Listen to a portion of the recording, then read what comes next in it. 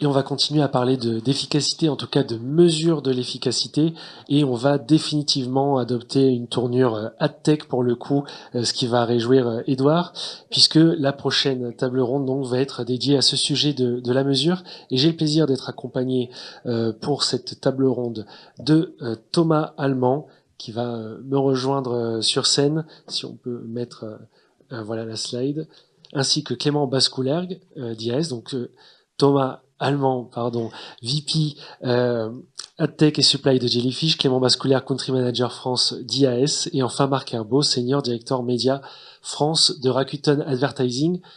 Bonjour à tous les trois, bonjour Marc. Bonjour. Merci beaucoup d'être avec nous donc pour cette avant-dernière intervention de la matinée. On se devait donc de clôturer aussi sur ce sujet de mesure qui a été régulièrement évoqué tout au long de la matinée. Et sans plus attendre, Thomas, encore par ordre alphabétique, mais Thomas, tu voulais vraiment aussi rappeler toute l'importance, l'enjeu de ce sujet auprès pour les annonceurs. Effectivement, alors déjà, merci beaucoup pour l'invitation. C'est vrai que quand on parle de mesures, en fait, on devrait parler des mesures, hein, parce qu'il y a finalement des enjeux très différents si on parle de mesures éditoriales, de mesures d'audience publicitaire ou de mesures d'efficacité. Alors, dans la mesure d'efficacité, on va être sur des KPI immédiats. On va reparler de mesures d'attention qui devient vraiment une monnaie d'échange primordiale, mais également mesures d'efficacité sur des items de marque ou des enjeux business. Et forcément, pour nous, chez Jellyfish, hein, comme une agence digitale 360 avec un ADN très data, tech, IA, ben, on voit vraiment une vraie opportunité pour les marques à aller injecter de la data, de l'intelligence data, pour bien mesurer cette efficacité. Et ça, c'est sur tous les leviers du marketing digital, hein. Les frameworks de mesure qu'on construit pour nos clients, ils vont être holistiques, ils vont être à différents niveaux, sur le fait, par exemple, de pouvoir travailler sur la modélisation, le niveau le plus haut, notamment via des MMM, pour comprendre comment chacun des leviers permet de créer de l'efficacité business ou marketing et d'adapter la stratégie média. Un niveau un petit peu plus bas, on va travailler sur de l'incrémentalité pour les valider régulièrement des hypothèses médias et adapter le média planning. Et enfin, on a besoin de travailler sur des KPI du quotidien, j'ai envie de dire, pour aller avec des feedback loops qui sont très très courtes pour pouvoir tous les jours optimiser les campagnes de manière manuelle ou algorithmique. On a également un algo custom, enfin une IA custom qu'on appelle G plus Bidding, qui nous permet d'aller activer de l'intelligence au quotidien dans les campagnes, comme ça avait été dit par la personne de Publicis. Et après, la problématique, c'est pour tous les médias, et comment est-ce qu'on adapte ça à l'écosystème de la télé digitale, la streaming TV, de la CTV, bref, il y a plein de termes différents, divers et variés. Et sur ce sujet-là, c'est vrai qu'on le voit, c'est un écosystème qui est quand même très fragmenté en termes d'audience. Il y a beaucoup de plateformes, beaucoup d'entre elles sont très nouvelles. Donc finalement, il y a aussi des fois un peu des différences de maturité selon les plateformes. Hein. Certaines ont 6 mois, d'autres jusqu'à 4 ans. Donc ça veut dire qu'on a des données qui vont être différentes d'une plateforme à une autre. Il y a des politiques de partage des données qui sont différentes. Certaines plateformes vont partager beaucoup de données, d'autres très peu. D'autres, ça va dépendre de la hauteur du mur de leur jardin clos, on va dire.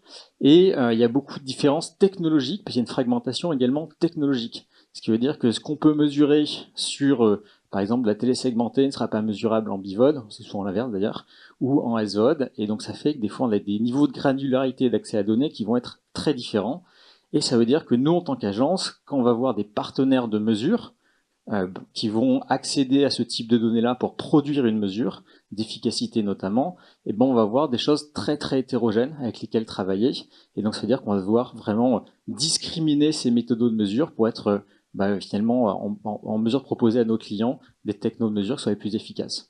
Donc tous les enjeux que tu évoquais justement dans la mise en place d'un fameux framework très clair pour pouvoir mesurer et bien définir les indicateurs qu'on va chercher à suivre, donc ce qui était au cœur aussi du livre blanc et de la présentation que vous avez fait récemment au sein de l'Alliance Digitale, tout ça est exacerbé dans l'écosystème CTV.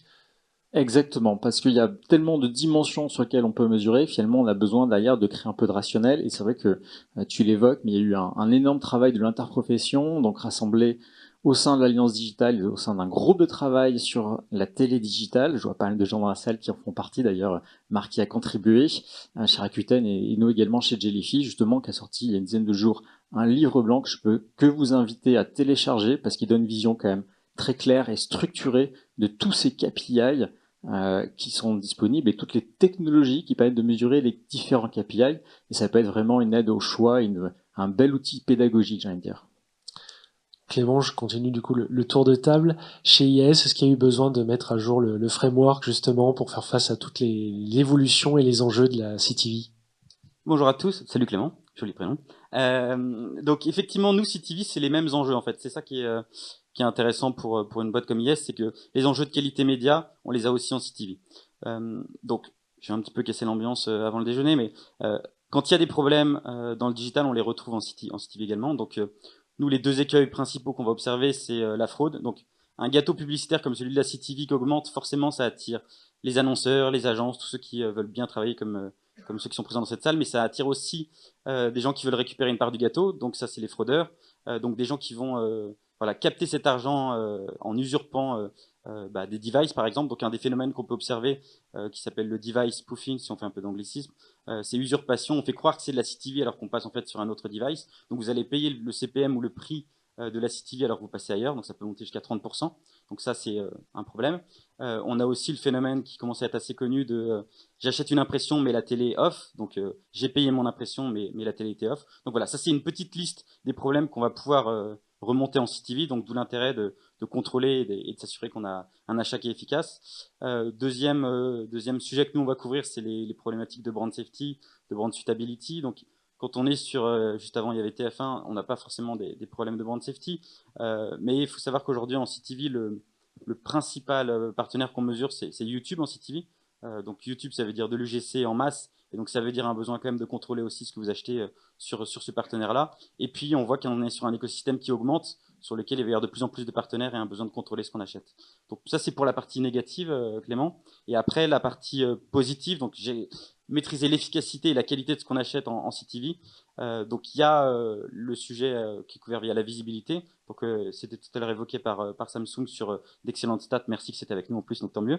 Donc la visibilité, ça va permettre en fait de faire un point d'ancrage sur un standard universel et global qui est établi.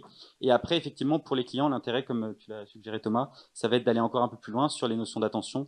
Mais je pense qu'on y reviendra tout à l'heure. Donc voilà, pour aller encore plus loin dans l'approche. Exactement, on aura l'occasion d'y revenir. Marc, très beau style vestimentaire aussi, j'apprécie. On est là pour se faire des amabilités sur cette table ronde. Peut-être pour continuer aussi sur les enjeux, donc on l'a évoqué, un écosystème qui est de plus en plus divers et varié. Et ça vous occupe aussi pas mal chez Rakuten Advertising. Il y a énormément d'enjeux de pédagogie à faire. Alors au-delà de la participation dans l'alliance digitale, par quoi ça se traduit au quotidien chez vous? Ben, nous, je dirais que c'est pas tant un enjeu de pédagogie, mais plus de pilotage de mesures. Et je rejoins totalement Edouard sur la simplification. La fragmentation, elle est totale. La complexité aussi. C'est vrai que ça démarre par les audiences, ça a été beaucoup répété, mais nous, on en a clairement fait un argument de vente en lançant en début 2024 City Vision Plus, qui va être présent dans 43 pays en Europe. D'ailleurs, on travaille notamment avec Samsung aussi, et au travers du stack techno de Magnite. On va avoir la capacité de représenter à peu près une vingtaine de publishers sur les principaux pays européens. Pour donner quelques chiffres, en France, ça va représenter 7 millions de foyers uniques, soit à peu près une quinzaine de millions d'individus. Donc déjà, le fait de créer ce hub d'achat, ça simplifie pour les agences, pour les annonceurs, l'accès à cette complexité, et ça donne aussi accès à du mass média. Ensuite, la techno, c'est clair que c'est un vrai sujet. Aujourd'hui, chacun a ses ad serveurs, ses SSP, il y a différents modes de ciblage, et en ayant un stack techno commun comme SpringServe ou Magnite, on va permettre d'abord d'homogénéiser toutes ces logiques de ciblage, que ce soit de la data first, la data third, ou même des modèles de lookalike, d'avoir un pricing négocié également. On parlait de productivité juste avant avec Adam, et une autre notion qui est aussi importante, je dirais, dans la mesure, dans le pilotage, qui est chère aussi à Thomas, qui est le capping unifié et maîtrisé sur l'ensemble des écosystèmes. Ça, on en parle en effet assez souvent, de pouvoir gérer la pression publicitaire, le reach et la fréquence de façon unifiée. Je crois que ça fait l'objet d'un POC, c'est ça entre vous deux aussi? C'est ça exactement, on travaille ensemble pour montrer à nos clients qu'on est capable de combattre cette fragmentation. Je pense que ça va vraiment en lien avec le discours sur la simplification. C'est de trouver, nous, en tant qu'agence, acheteur, qui accompagne des annonceurs, c'est de trouver des moyens de combattre cette fragmentation d'audience qui est phénoménale. Et ça passe par des solutions technologiques. Nous, on travaille beaucoup avec DV360 sur ce sujet-là. Et on vient unifier du capping. C'est intéressant parce que pour les annonceurs, ça permet d'augmenter la couverture utile des campagnes. Ça permet également d'éviter la brand fatigue. Quand je vais trop exposer une audience, il y a un moment où ça n'a plus aucun impact et je gâche mon budget. Et en plus, je peux créer des perceptions négatives auprès des audiences. Donc, c'est quand même vraiment lose-lose dans ce cas-là. Donc, pouvoir bien gérer cette pression publicitaire et homogénéiser cette pression publicitaire sur les différentes composantes de la télé digitale ou la streaming TV, c'est extrêmement important. Et ça, on a pu montrer, par exemple, pour un annonceur comme Leroy Merlin, on a fait beaucoup de tests tout au long de l'année 2024 et on a pu montrer que grâce à cette unification du capping, on avait des gains en tout cas un reach supplémentaire qui était compris entre 2% et 10% selon les campagnes. Donc ça commence à être assez significatif. Parce qu'on gère mieux la pression et justement qu'on n'expose pas inutilement, on est capable de reporter ses budgets sur... Exactement. Et ce qu'on essaie de faire là avec Rakuten et d'autres plateformes de SVOD, c'est justement unifier ce capping et après pouvoir vraiment précisément mesurer via la data clean room de Google Ads Data Hub, finalement le reach supplémentaire qui a été généré par ce type d'unification. Ça, c'est vraiment la priorité, selon vous, pour 2025 sur le sujet mesure? Alors, c'est la priorité quand on travaille, j'allais dire uniquement sur la partie télé, digitale, streaming TV, il y a toujours ces différents termes qui reviennent. Évidemment, quand on est un gros annonceur télé, l'autre enjeu, c'est vraiment celui de l'unification du reach entre télé linéaire et les différentes composantes de la télé digitale. Donc les deux sujets se recoupent évidemment, mais c'est vrai qu'il y a on attend tous la mesure de médiamétrie qui soit cross média, qui est aussi sur tous les environnements de la télé digitale qui sont quand même assez divers et variés. En attendant, il y a d'autres méthodologies qui sont quand même intéressantes à considérer. Nous, on travaille depuis assez longtemps avec Realytics, qui utilise les données des box opérateurs. Alors, c'est uniquement sur la partie télé, du coup, mais qui utilise les données des box opérateurs pour comprendre comment se décompose le reach et la fréquence et l'engagement sur les différentes composantes de la télé digitale. Et ça, c'est assez intéressant pour, par exemple, scorer si un segment d'audience petit consommateur télé est vraiment pertinent pour aller chercher du reach incrémental et donc adapter une stratégie média. Alors, dans tous les écosystèmes comme ça en effervescence, on a aussi, peut-être on peut faire un parallèle avec le retail média, il y a toujours cette besoin de standardisation qui est évoqué. Clément, là aussi, il a été évoqué Médiamétrie, je crois que vous collaborez aussi chez IAS avec Médiamétrie pour notamment la définition du contact, c'est ça? Ouais, tout à fait. Donc sur la mesure, il y a 2 points. Il y a bien pouvoir mesurer. Donc effectivement, nous on est un mesureur, mais il faut qu'on soit en capacité de bien mesurer. Donc l'environnement CTV, il est beaucoup plus complexe. Ça, je pense que tout le monde le sait. On a l'historique gaulois de cette présence des box opérateurs en France qui rend la mesure plus complexe que dans d'autres marchés. Donc ça, c'est des choses qui évoluent avec la partie OTT qui grossit. Mais il faut effectivement qu'on soit en capacité de bien mesurer. Donc là, pour le coup, ça passe aussi par l'adoption des standards du marché. Donc il y a l'IAB qui a lancé un SDK de mesure pour la CTV. Donc ça, c'est un sujet qui doit aussi être repris par les éditeurs et les régies pour permettre de bien mesurer. Donc ça, c'est la manière de bien travailler, bien mesurer. Et puis après, il y a la définition des standards et de ce qu'on va mesurer. Donc effectivement, nous, on a lancé il y a une dizaine d'années le GRP vidéo avec Médiamétrie. Feu le GRP vidéo, parce que ça n'a pas trop pris, effectivement. C'était une belle initiative, mais qui n'a pas forcément trouvé écho. Donc là, on recollabore avec Médiamétrie et d'autres sur voilà, comment on va définir le contact cross-vidéo. Il y a des standards qui existent. Il y a une définition qui va demander 100% de la surface 2 secondes en mesure cross. Donc ça, c'est des normes qui existent. Donc nous, on essaie de travailler avec Médiamétrie pour ne pas faire un deuxième échec après le GRP vidéo, mais trouver une manière de compter les contacts de manière transverse et avec quelque chose qui soit opérable, mesurable et donc du coup qui prenne sur le marché français. Marc, dans cette lignée un petit peu voilà des enjeux prioritaires pour 2025, qu'est-ce que vous identifiez chez Rakuten? Déjà, je veux réchauffer un peu l'ambiance sur le côté brand safety, parce que c'est vrai que il y a ces sujets de fraude, que ce soit de télé-zombie ou de mismatch entre le device réel et ce qu'on voit en termes de requêtes. C'est un sujet qui est très programmatique, très open auction. Et si en France on est développé sur le programmatique, c'est beaucoup du campagne à campagne, donc de la PMP, de la PG, et beaucoup aussi encore de direct. Donc il y a un enjeu, faut faire attention, ça va monter en puissance dans notre pays, mais je dirais que le sujet est quand même relativement bien maîtrisé, surtout quand il y a des connexions directes, publisher à hub, écosystème ou techno. Euh, pour moi, l'enjeu de la standardisation de la mesure, euh, déjà en termes de KPI, je dirais que tout ce qui est complétion, visibilité, c'est un non-sujet maintenant sur la Connected TV, la Streaming TV.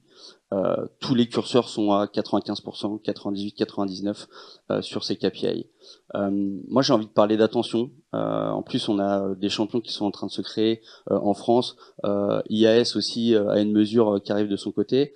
Je trouve que c'est intéressant parce que ça remet en question, on va dire, la notion de qualité contact, d'impact vis-à-vis de l'audience, qui va bien au-delà juste du contexte. On va parler d'écran, on va avoir aussi des notions de durée d'adpod, parce que si le contexte est très puissant, j'entends en termes de contenu, si derrière l'expérience publicitaire est moins qualitative et qu'on a un tunnel qui va faire passer une douzaine d'annonceurs, ça remet en question la qualité globale de l'expérience.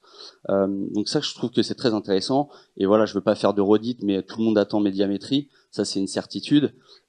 Pourquoi est-ce que en France, Médiamétrie va faire, on va dire, casser la dernière limite, le barrage, parce qu'il y a encore, je ne sais pas si ça a été dit, 85% des investissements sur l'écran de télé qui se font sur la télé linéaire.